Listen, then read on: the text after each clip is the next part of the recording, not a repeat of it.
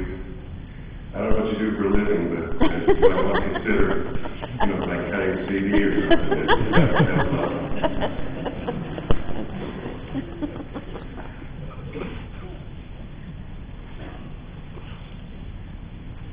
I'm a strong one, so you can imagine what the rest of our family is like. I'm Mike. I'm her little brother, and I just like to talk a little bit.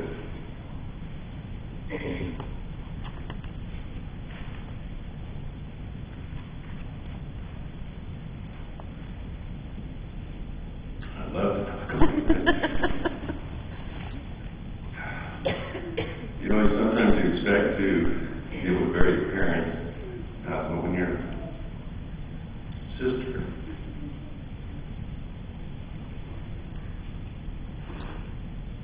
a little tougher. As Lisa talked about, she was born out in California. We gave her that. And she spent most of her formative years in Phoenix and in Oklahoma City.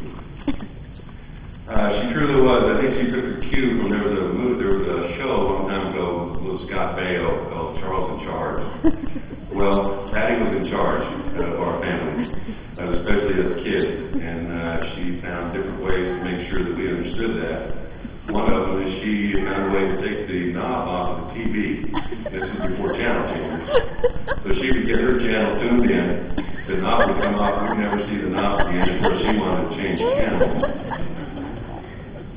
She was the monitor of the bathroom. We had just one bathroom in Phoenix, and I don't know what a little girl has to do with there so long, but she was there, and she was the monitor of our bathroom. One of the best little stories I had, my older brother Steve got a wagon for Christmas, and Patti decided that since it was his wagon, he had the privilege of carrying her around the neighborhood in his wagon.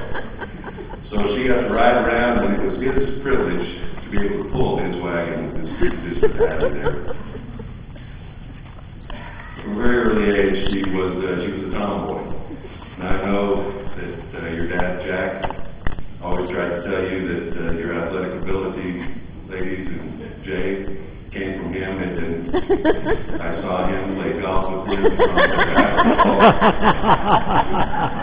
Came from Patti.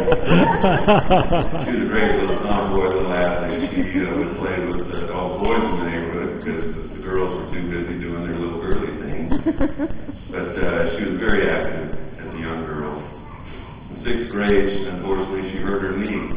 And it's kind of a big day at the school because the whole thing just stopped because the ambulance had to come and they carried her away to the hospital. She had a little operation, but it never did fix the problem. And from that time, all the way through her life, she struggled with problems with her knee. But like I said, one of my happiest thoughts in knowing what I know and knowing what she knows, I think the first thing she did, she took off on a dead sprint when she saw what's beyond.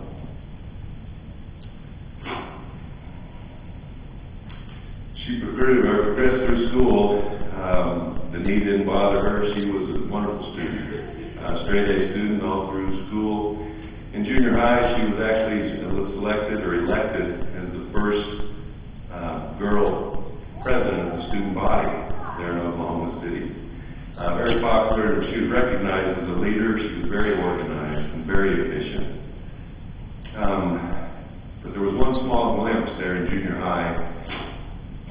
Maybe the only time in her life she ever was a little bit of a rebel.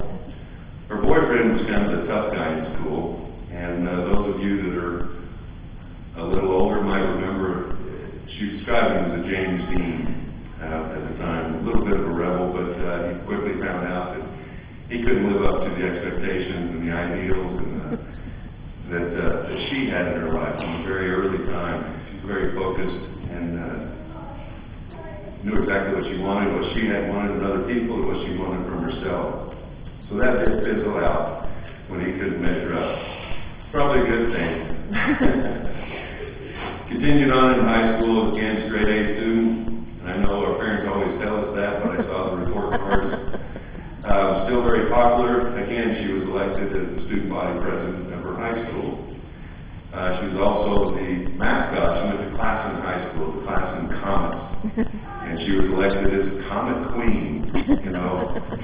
So again, just very well loved and very well liked by all of her peers there in high school all the way through. Never really struggled with grades, but what I didn't understand, there was a guy in our ward there in Oklahoma City decided he needed to be her math tutor.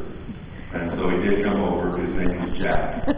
And Jack came over and became her math tutor. And somehow, a couple of years later, ended up talking her into taking his last name. And ended up marrying Jack T. Webb, Jr. She finished high school. 2 weeks later, she got married. 9 months and 1 day later, she got Julie. I told you she was very efficient and very organized. And the rest is history, as they say. My brother Steve lives in England, and he sent me a little story. One of his favorite thoughts, when he was attending BYU, he would go and spend some time in California for 2 summers with Patti and her family. So he lived with them, and these are his words, so, well, she won't take offense to this. But he said she wasn't a very good cook. That dinners of the week consisted mostly of macaroni and cheese for 2 or 3 times a week. And then to spice it up, she would cut up some hot dogs and put it in to kind of spice things up. Now, ice cream was the fare of the evening, and that was always the favorite dessert. It's a comfort to me and to all of us to know how happy she is this day, and how happy she is being able to see the loved ones that have preceded her. That's a great comfort to me and to all of us, I believe. She was a wonderful sister, a wonderful mother.